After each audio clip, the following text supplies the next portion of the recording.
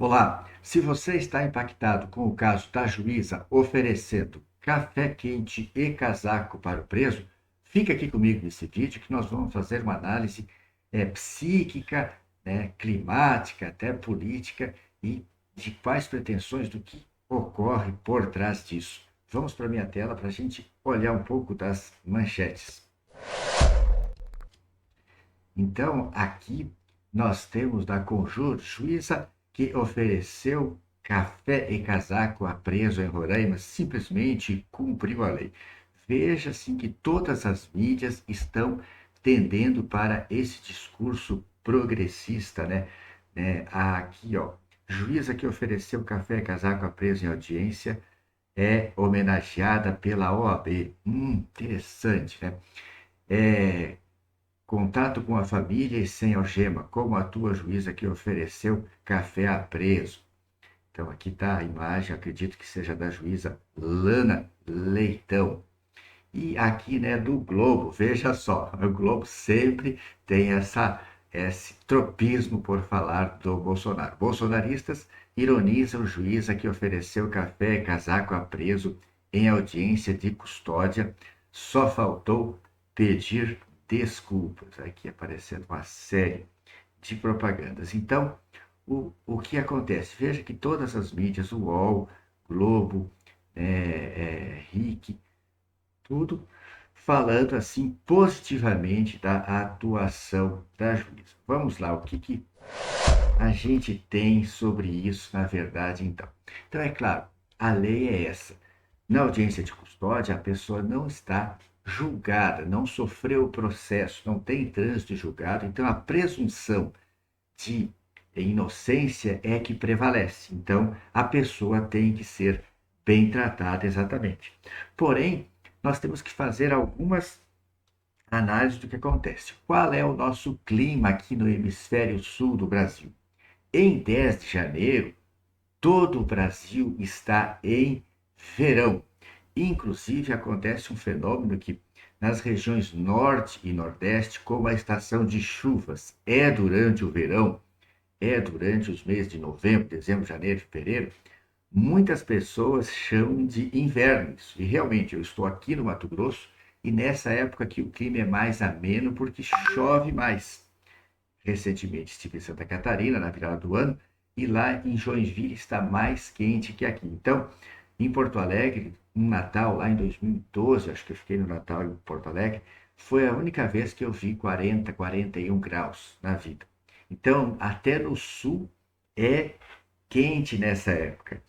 Então, veja só, nós não temos clima para alguém passar frio em janeiro aqui no Brasil.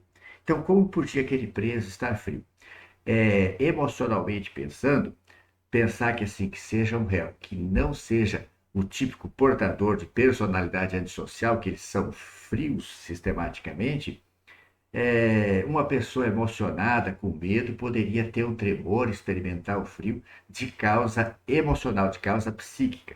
Mas não vem o caso. Alguém que está acostumado, chegou a conseguir ser preso pela polícia, né, ele passaria um estado nervoso muito maior lá no momento da prisão, talvez, e não ali diante da juíza, no ambiente mais protegido, onde ele sabe que tem a garantia da lei sendo cumprida. Ele passaria o medo maior lá durante o ato criminoso dele ou durante a prisão. Então, isso vocês têm que pensar que será que a gente não está caindo numa cortina de fumaça e prestando atenção para um caso assim que era impossível ele ter ele ter, existir frio o suficiente. O ar-condicionado a gente coloca ali em 17, 18, 20 graus, tentando que ele chegue a isso, mas a gente sabe, quem entende de ar-condicionado pode corroborar comigo aqui abaixo nos comentários, o ar-condicionado não consegue chegar a 17, 18 graus. Na melhor das hipóteses, parece que nosso clima ele consegue fazer a temperatura agradável de 24 graus, é o que ele consegue chegar. E assim, com 20 graus, eu acredito que é humanamente impossível alguém passar frio de verdade. Então, esse é o aspecto do clima. E assim, se ele estivesse com frio, né, dá condições.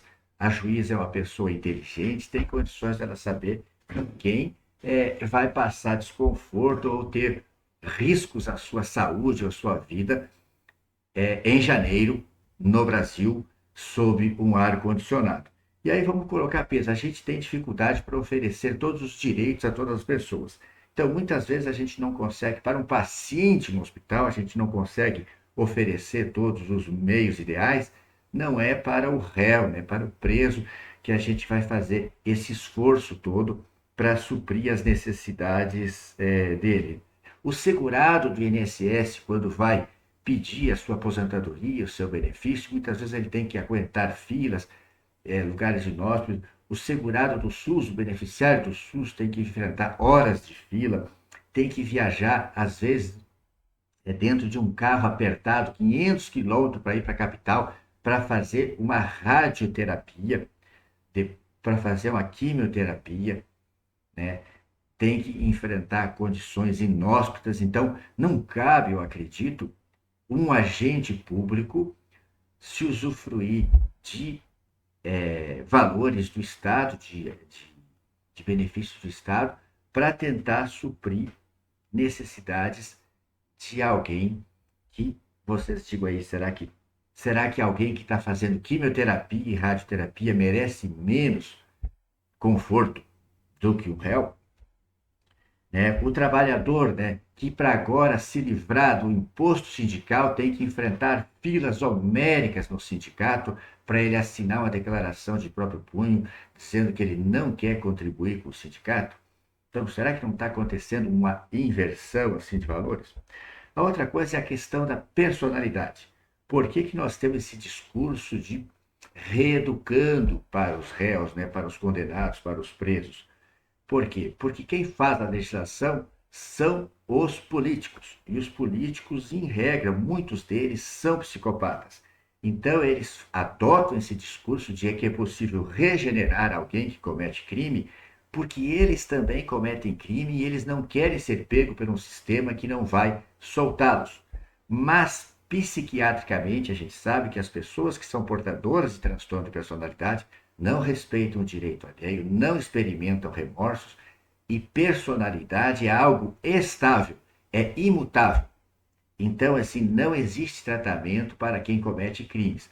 O tratamento que se poderia ter é a vigilância constante, ou seja, tem que botar internado e se vigiar o tempo todo, porque sempre que o portador de transtorno de personalidade antissocial perceber que ele não está sendo vigiado, ele vai cometer os ilícitos, porque ele não consegue modificar isso. Então, para proteger ele de ele cometer mais crimes e com isso sofrer mais sanções disciplinares e proteger a comunidade contra o portador de personalidade social, a gente precisava interná-lo para sempre.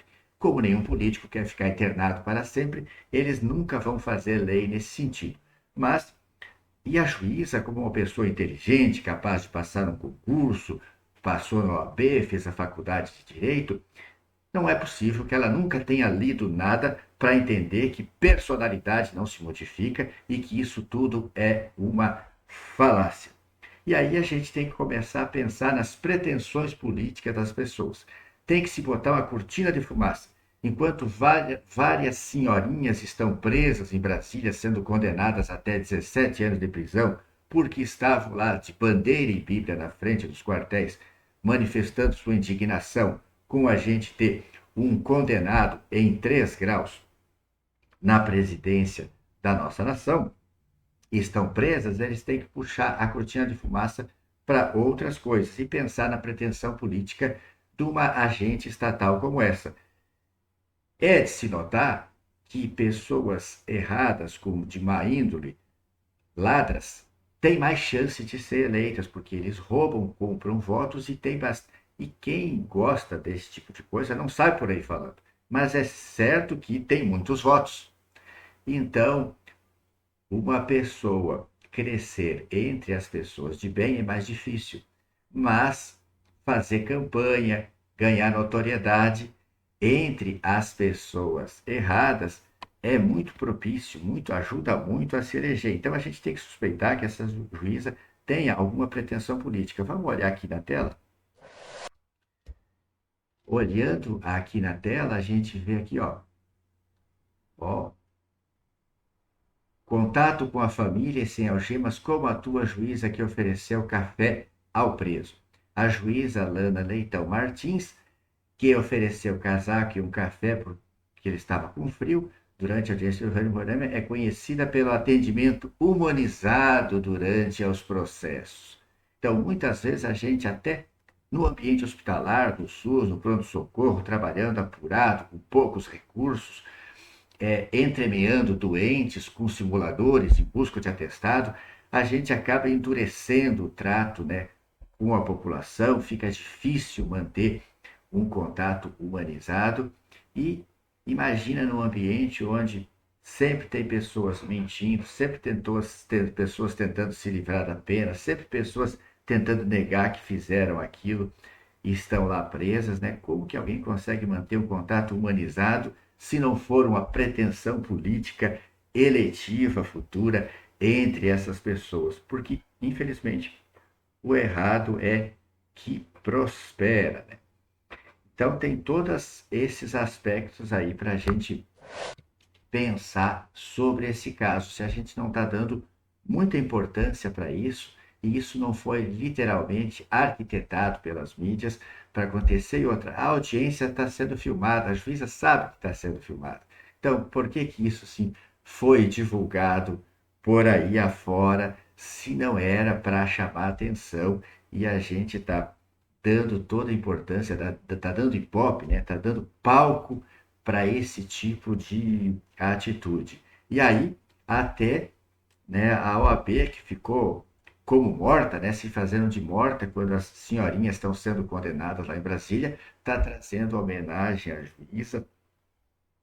Então, eu não sei nem o que pensar sobre isso, não quero deixar a minha opinião, e assim, eu só penso que a juíza é pessoa inteligente, talvez não tanto, porque assim, não é tão difícil fazer a faculdade de Direito e passar na OAB, muito menos passar no curso de juíza, não é difícil, mas ela está acima da grande maioria da população para ter acontecido uma coisa dessa, né? Vazar uma imagem com a audiência e ela fazer essa atitude. E assim, ó, aquela pessoa, aquele servidor lá que tira o casaco dele, põe no preso, ele está de casaco não porque está com frio, porque é uma formalidade do judiciário usar o paletó. Mas assim, ó, eu trabalhei em hospital há muitos anos, vi muita gente sangrando, com frio, com fome. É claro, a gente sabe que é humanamente possível, a gente não vai tirar as vestes da gente para vestir o doente, a gente não vai, a gente tenta tratar, faz tudo, mas assim, com toda certeza, fosse eu o servidor, se não fosse uma coisa arquitetada, armada, para chamar atenção, jamais eu tiraria meu paletó para colocar no preso, vou perder meu paletó? Não, com certeza. Então a gente precisa pensar, filtrar se isso não é tudo armado para cortina de fumaça, para chamar atenção, para dar ibope para pessoas que não merecem é, estar ocupando cargos. Então eu faço o convite: vamos ocupar espaços. Se você é correto, se você tem capacidade de produzir no setor privado, produza no setor privado e vá ocupar espaço, vá fazer concurso, mas lembre que para passar no concurso você tem que responder as coisas que são contrárias ao que tu pensa. Tem que responder como o empregador quer que você pense. E como a máquina estatal está toda minada de gente progressista, você tem que estudar literatura progressista para responder como um progressista, mas depois lá dentro você age como você é realmente. Temos que ocupar espaço, porque a gente que é capaz de produzir no setor privado, ocupar cargo no setor público é muito fácil, é mamatinho, tá certo? Se você gostou ou não gostou, dá teu like ou teu dislike, eu deixo aqui as minhas redes sociais para você seguir. Aguardo seus comentários aqui abaixo. Muito obrigado e até o próximo vídeo.